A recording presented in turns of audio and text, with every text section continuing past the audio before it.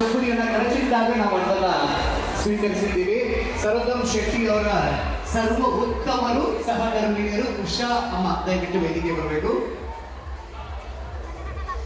ಸರೋದಮ್ ಶೆಟ್ರು ಮಡದಿ ಸರೋದಮ್ ಶೆಟ್ರು ಯಾರಿಗಾದ್ರೂ ತಲೆ ತಗ್ಗಿ ಮಾತಾಡ್ತಾರೆ ಅಂತ ಹೇಳಿದ್ರೆ ಅವರ ಹೆಂಡತಿಗೆ ಮಾತ್ರ. ಯಾಕೆ ಹೇಳಿ? ಅವ್ರ ಬಗ್ಗೆ ಎದುರಿಕಲ್ಲ, ಅವ್ರು ಒಂಚೂರು ಗಿಡ್ಡ ಎದ್ದ ಕಾರಣ ತಲೆ ತಗ್ಗಿಯೇ ಮಾತಾಡ್ಬೇಕಾಗತ್ತೆ.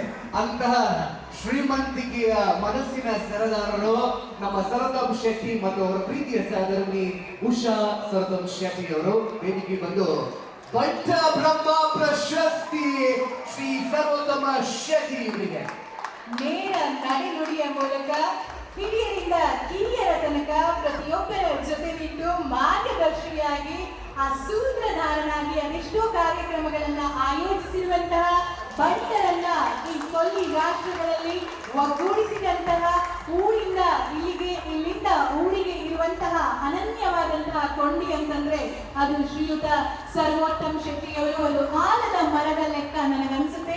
ಆ ಆಲದ ಮರದಲ್ಲಿ ಅದೆಷ್ಟೋ ಪಕ್ಷಿಗಳು ಪ್ರಾಣಿಗಳು ಆಶ್ರಯವನ್ನ ಪಡ್ಕೋತಾರಂತೆ.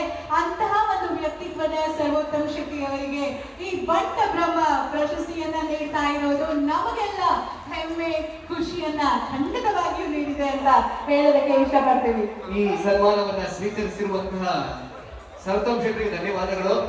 ಸನ್ಮಾನವನ್ನ ಕೊಟ್ಟಂತಹ ಭಾಗ್ಯ ನಮ್ದಲ್ಲ, ಸನ್ಮಾನಕ್ಕೆ ತಿಕ್ಕ ಸನ್ಮಾನ ಈ ಸರೋದಮ್ ಶೆಟ್ಟಿ ಅವರು ಬರೆದಿರುವಂತಹ ಸನ್ಮಾನ ಅಂತ ನಾನು ಭಾವಿಸ್ತೀನಿ. ಧನ್ಯವಾದಗಳು. ಈ ಮುಂದಿನ ಪ್ರಶಸ್ತಿ ಯಾರಿಗೆ ಅಂತ ಹೇಳಿದ್ರೆ ಬಂಟರಲ್ಲಿ ಕಲಾ ಮಾಣಿಕ್ಯವಾಗಿ ಹೊರಹೊಮ್ಮಿರುವಂತಹ ಯಕ್ಷಗಾನ ಕ್ಷೇತ್ರದ ಸಾಧಕ ದಿನೇಶ್